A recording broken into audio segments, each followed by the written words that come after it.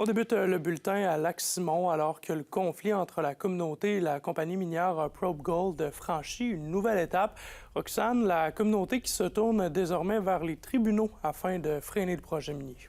Oui, André, une demande d'injonction par la communauté autochtone de Lac-Simon a été déposée vendredi en fin d'après-midi à la Cour supérieure du Québec. La communauté souhaite faire annuler les permis récemment octroyés par le ministère des Ressources naturelles à la compagnie qui projette de développer une mine à ciel ouvert à moins de 8 km du village. La nation Anishinaabe soutient ne pas avoir été consultée de façon adéquate dans le cadre du projet. La demande d'injonction sera entendue le 19 juin prochain. Je vous laisse entendre les propos du chef de la nation Anishinaabe de Lac-Simon, Lucien Wabanonik.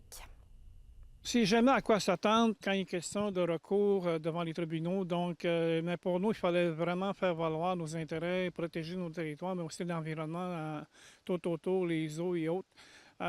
Donc, c'est quelque chose qu'il fallait faire immédiatement avant que le projet aille de trop loin dans la progression puis de l'avant. Pour nous, c'est la seule façon de faire comprendre au ministère, mais aussi à la compagnie qu'il y a eu manquement et lacunes dans leur façon de faire.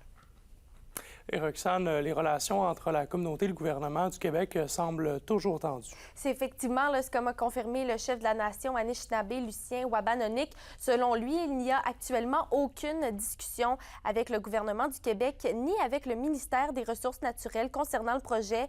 J'ai toutefois pu m'entretenir avec le député d'Abitibi-Est, Pierre Dufour. De son côté, il affirme demeurer ouvert au dialogue avec la communauté et avec l'entreprise minière. On l'écoute. Parce que présentement, c'est par personne interposée qu'on apprend les choses.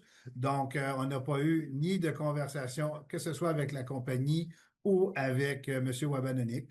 Donc, c'est sûr et certain qu'on reste aux aguets d'une quelconque rencontre si nécessaire. Donc, dossier à suivre pour nous. La compagnie Probe Gold, qui détient le projet Novador, nous a indiqué par courriel ne pas vouloir commenter la situation puisque le dossier fait présentement l'objet de procédures judiciaires. Et je suis toujours en attente d'une réponse de la ministre des Ressources naturelles, Catherine Champagne-Jourdain. Un dossier à suivre. Merci, Roxane. Je vous en prie.